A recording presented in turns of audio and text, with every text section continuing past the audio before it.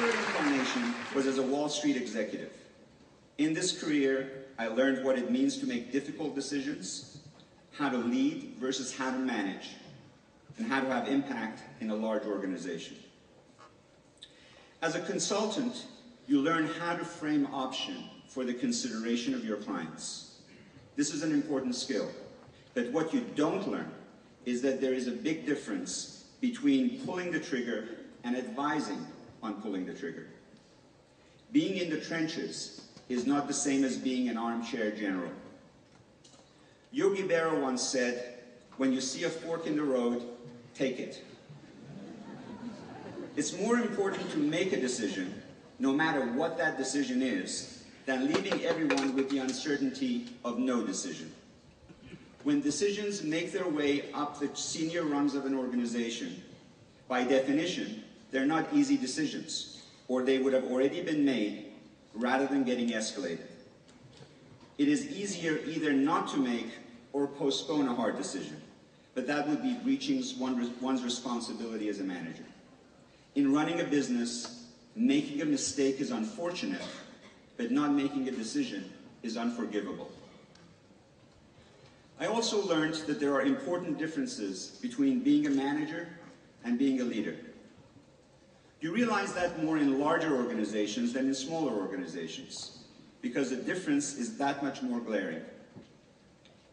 At its essence, managers are concerned about doing things right. Leaders are concerned about doing the right things. Not all managers are leaders, and not all leaders are managers.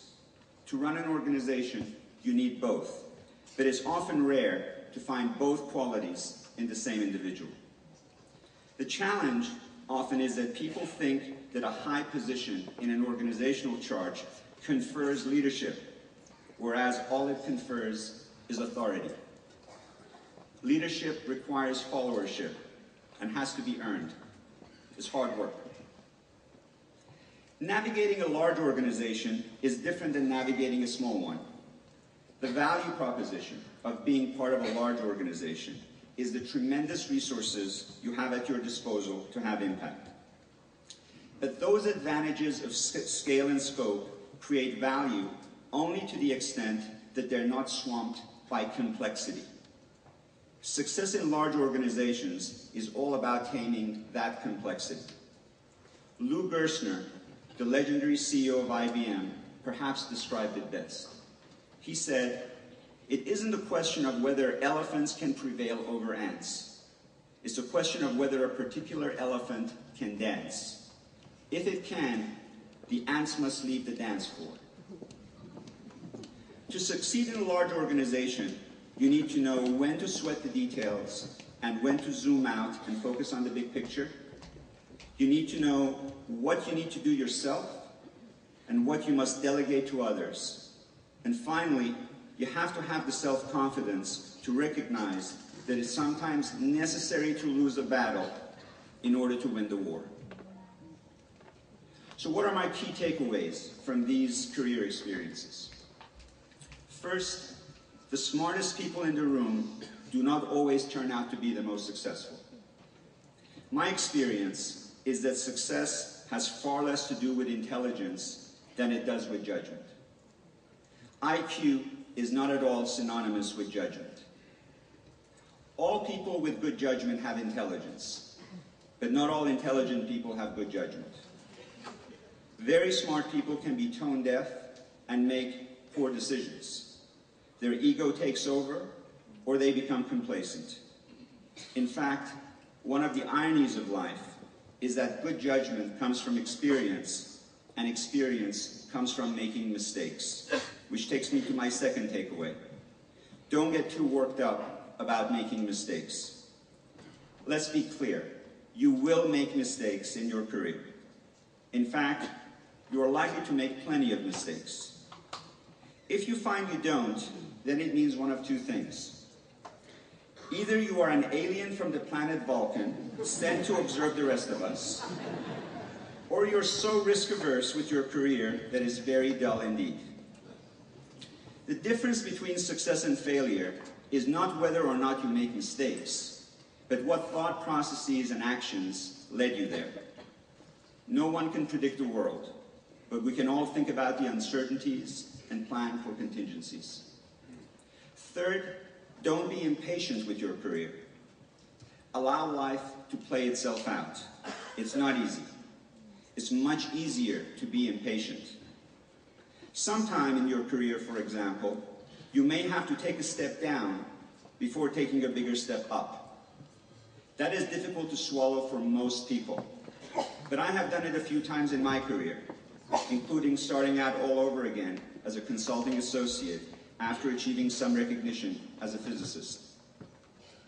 Equally important, sometimes not getting what you want is a wonderful stroke of luck. But of course, you won't realize it at the time. Quite the contrary. At the time it happens, the disappointment can appear like a real setback. That too has happened to me. Finally, remember that people forget how fast you did a job, but remember how well you did a job. Fourth, don't get preoccupied with success. Success is an outcome, not a goal. David Thoreau once said, "Success comes to those who are too busy to be looking for it." Focus instead on doing your current job as well as you possibly can. And remember, each person has a different definition of success. Don't let others impose their definition of success on you. Only you can decide what it means to you to be successful. Last, but arguably most important, avoid getting so consumed with your careers that you forget about either family or service to the community. A solitary life is not a life well lived. Striking the right work-life balance is difficult and gets progressively more so with seniority because we live in a society that imposes enormous demands on careers. But it is ultimately up to you to find the right balance. I should know because I struggle with it.